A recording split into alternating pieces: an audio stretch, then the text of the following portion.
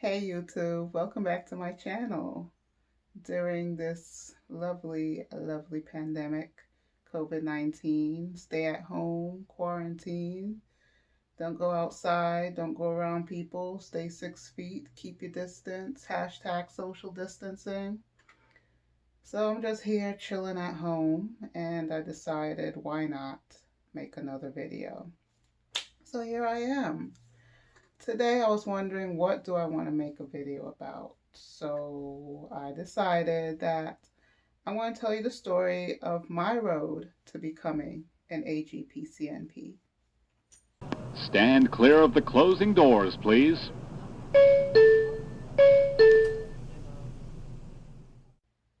Hi, welcome back. Well, let's see, where shall I start? It all started as I was a wee child in Brooklyn, New York. And I'm not going to go through all that. Let's just start from when I was a little kid. I want to be a teacher. I think most little kids want to be a teacher, especially if you were a nerd like me. But that thought quickly passed, and as I got older, I realized I had this interest in learning about the human body and how it worked. And I decided on I want to be a nurse. Okay? One may say, well, if you want to know how the human body works, why didn't you want to become a doctor? Don't ask me. All I know is that I said I wanted to be a nurse. Now, when I thought about that, I came to the conclusion as to why I think I came to wanting to be a nurse. Growing up, I was always the one taking care of my father if he had any little cold or he used to suffer from some severe seasonal allergies. And I was always the one getting this for him, that for him, this for him, that for him. Yes, I was a daddy's girl. And so my mother used to always call me Florence Nightingale. I had no idea who this chick was. And every time my father got sick, I'm doing this, that for him. And she called me Florence Nightingale. After a while, I'm like, you know what? I'm going to look up who this Florence Nightingale chick is. And back then, we didn't have Google. We had Alta Vista and Yahoo search. And we still have Yahoo search today, but it's not used as often as Google. But whatever search engine was, the thing back then, I searched Florence Nightingale and I discovered who Florence Nightingale was. Like, oh, okay. And it brought joy to take care of my father when he had his little ailments and whatnot. So I'm like, yeah, I want to do that. So I want to be a nurse. I was curious about what was going on, with my father and just finding out more about what goes on in the human body. Being that I come from a West Indian background, my mother's Panamanian, my father was from St. Vincent and the Grenadines, and all their friends, family, everyone's pretty much West Indian. A majority of the people I was surrounded by were West Indian heritage. And the thing became, well, why take orders? You must give orders. So I'm like, all right. At this point, I'm approaching college age. I'm a junior, senior in high school.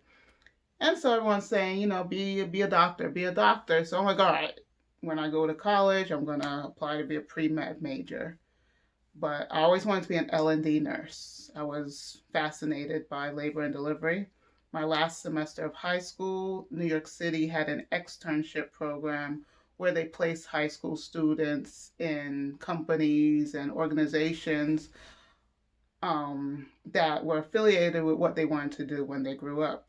So they placed me in the L&D unit of a hospital in Brooklyn, Long Island College Hospital, my last semester of high school. The first half of the day I spent in school in my classes. Second half of the day I went there Monday through Thursday in their L&D unit, just like as a, clerk, as a volunteer, whatever.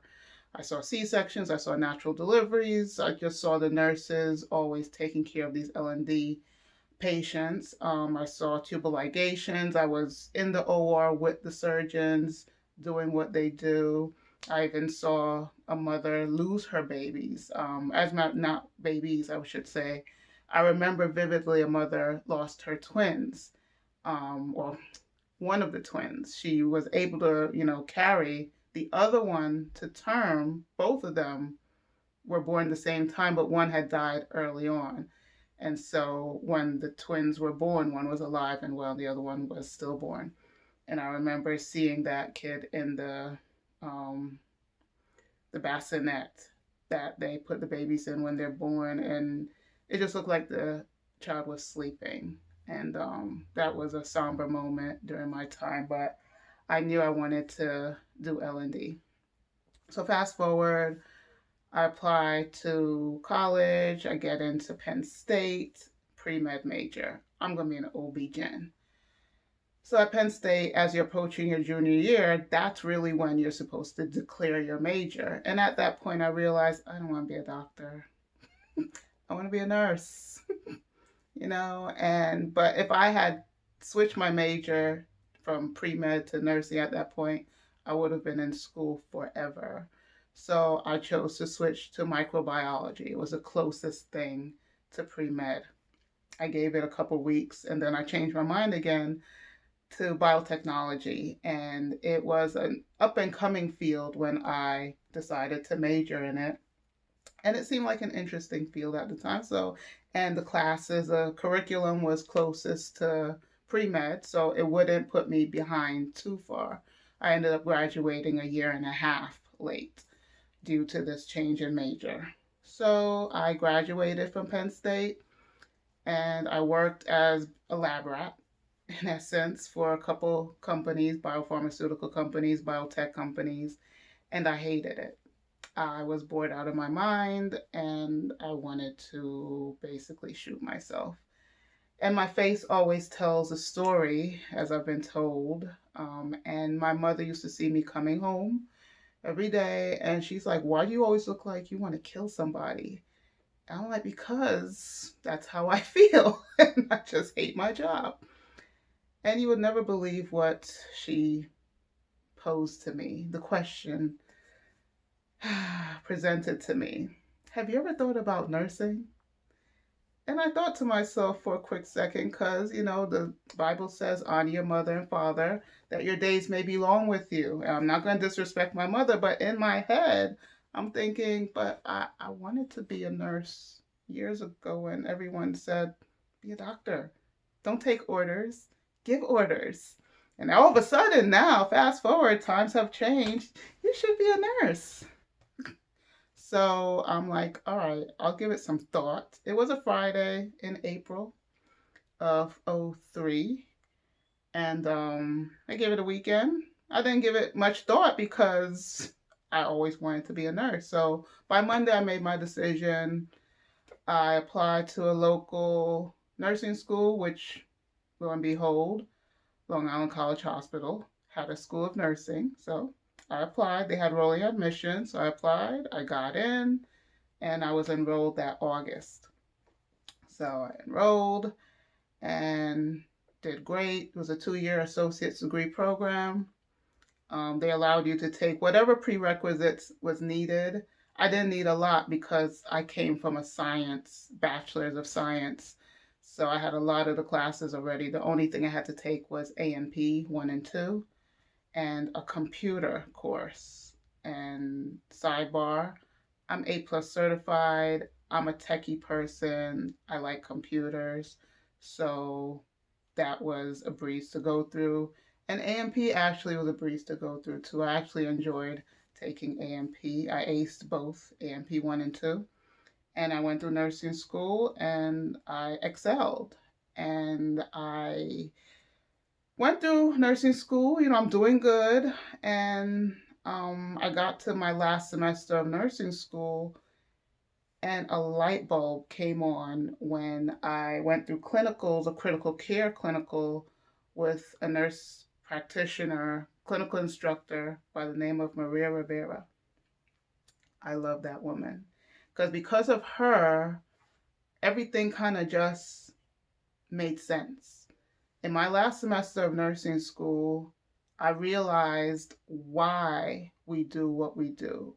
All along, I knew the right answer. I knew, okay, this is what we do. If this is happening, this is what we do. But the why behind it just wasn't clicking until I got to her clinical rotation in my last semester. Up until that point, I was L&D, L&D all the way. And then I got to that last semester, and she turned me on to critical care, and there was no turning back. So I graduated, and I discovered that local hospital there, North Shore University Hospital, now named Northwell Hospital System, Health System. Um, they were starting a critical care fellowship program for both new grad RNs and RNs wanting to switch specialties. I applied. I went to a job fair in Tarrytown and took my resume to their booth, gave it to them. I got a call in the next few weeks for an interview. I asked Maria Rivera for a recommendation, and she wrote a glowing recommendation. I still have it up to this day. And I got in. I got the job. Of course, it was pending, if you want to keep the job when you pass the NCLEX. So I got the job before I, graduated. I graduated, started my job in the CT ICU, cardiothoracic ICU, and you got like 3 months of didactic information. Um, was it 3 months? I know it was a really hectic didactic part in the beginning, and then you go into the unit with educators and they're showing you, and then they pair you with the preceptor, who's a nurse in the unit, and you're with your nurse preceptor, and then the nurse preceptor slowly cuts the umbilical cord, and you're holding on to the bicycle, and you know let go, and they let go, and you're off riding your bicycle all to yourself. It was an excellent program. I believe they still have it up to this day. I highly recommend it based on my experience back in June of '05. So yeah, I started my RN career in the cardiothoracic ICU, and I worked there almost a year. And believe it or not, I got bored. Maybe because it's a specialty. I don't know. I'm a kooky person that way, but I decided to leave and I explored the operating room. So I worked in the OR for a few months after that. Didn't like it because I'm passionate about patient care, and I didn't appreciate when the nurse is doing the count with the surgical tech and the count is off. You have to count sponges and instruments when, a patient's having surgery, and the surgeon just continues closing. And we're telling him, hey, we can't find this stuff. It makes no sense closing the patient and then you have to reopen them because you left a sponge or an instrument inside the patient. And he just kept closing, closing. And this particular event happened while I was still on orientation. So I knew right away, like, yeah, I can't do this because back then I had a temper. So, I'm like, I'm just going to leave this alone. So I went back to critical care and I worked in critical care for a little bit. And then I had this moment during my job. Buttercup, will you stop growling? Just stop it. My goodness, she's so rude. Stop! Crate, you farting up the place too? No class. Anyway, where was I? I had this moment on my job in the CCU, my most recent job, and I was doing discharge teaching, and I was teaching the patient about medication or just general care. I don't remember what I was teaching them, but the patient's eyes opened wide and like I never knew that. And they asked me questions, I answered, and we're going back and forth. It was just a great exchange of information. And in that moment, I knew I wanted to do more of that. Like whatever that transpired there, I want a job where I can do that all the time. Hence is when I discovered home health nursing. So I found an agency in New York. Also took, well, I was a new grad at this point, but they took new grads as well. as nurses wanting to switch to home health. And they had a very comprehensive orientation program to home health. They went through the OASIS document item by item by item. It took a matter of weeks to a month to go through home health regulations and all that stuff. And then I started working, with the preceptor at first, and then eventually on my own. And I loved it. I eventually left that company, not because I didn't like home health, is because there was no guarantee your check or the money will be there when you cash your check, if you know what I mean. So I wasn't really comfortable with that, so I left. And by this time, I'm a bona fide job hopper. No one really wanted me. And I decided to move out of New York, do a travel contract in Florida. But before this point, I wanted to move to Texas all along. And I did my travel contract in a med surg ICU in Florida. And after 13 weeks, I said, you know what? I'm going to hop in my vehicle, pack it up, and drive my happy butt to Houston, Texas. And that's where I landed September '07. Got a agency gig at a Baylor Heart Clinic here in Houston, something temporary until I found a permanent position. And I eventually found a permanent position with a home health agency. And they were doing some weird stuff, some hinky stuff. So I left there because I cherished my RN license too much. And I landed at one of the big health systems here in Houston in their home health department. And I worked there for approximately a year. And I decided to branch out to bigger and better things. And I found my next position at a company and stayed there for almost 5 years, ranging in positions from director of nursing to clinical consultant, where I traveled to the different agencies, making sure they followed home health guidelines and regulations. Over time, I obtained different certifications, wound care certification being the first one, followed by, I believe, I got my OASIS certification, the document that must be completed in home health by home health clinicians upon admission, resumption of care, recertification of home health services. And the last certification I got was home health coding. So I left that company, like I said, after almost 5 years, and I decided to do remote work, reviewing home health charts from home, reviewing their OASIS documentation and coding accuracy to make sure they're, both to make sure they're not leaving money on the table and that they're not stealing money from Medicare.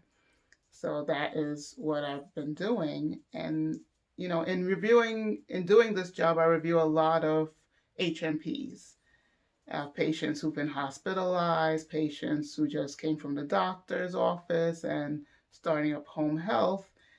And over the years, in the meantime, before I left that job, my last, office job, traditional job, if you will, I did obtain my Master's of Science in Nursing Education. And because I enjoy teaching not only patients, but I enjoy teaching my fellow nurses. And after a while, that got tiring. And I decided to just do this, remote work. And I decided to continue doing that. But after a while, it wore down. And like I said, I was reviewing HMPs over and over. And there was one HMP I remember reviewing. The patient went in the hospital because they kept fainting. And when a nurse admits a patient to home health, the EMR, based on what EMR you're using, when the nurse puts in the medications the patient is on, it spits back any potential interactions.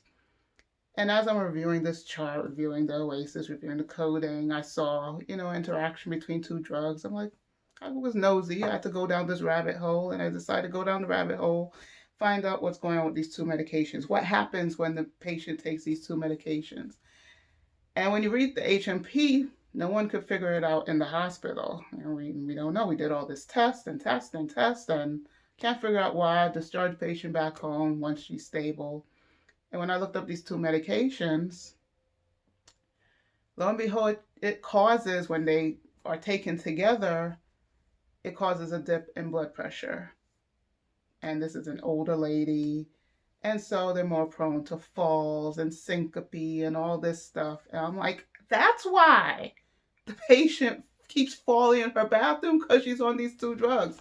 But no one thought to check the medication list and see if there were any interactions. Up to this day, it blows my mind.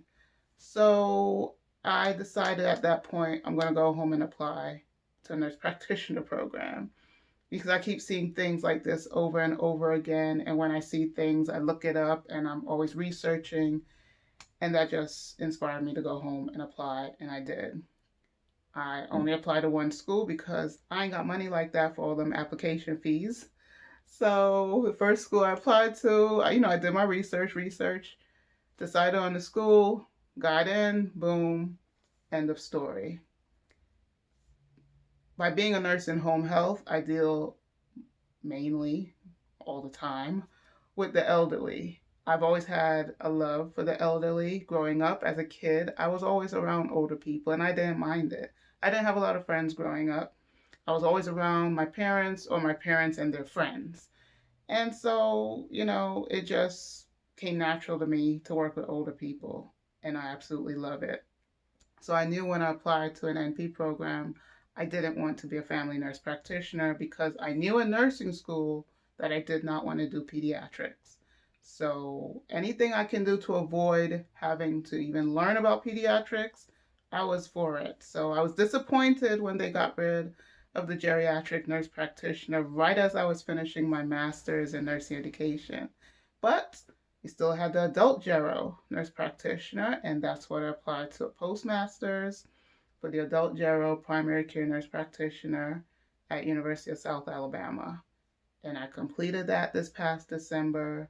There's no turning back, and I absolutely love my decision that I made. I don't regret not going for the FMP.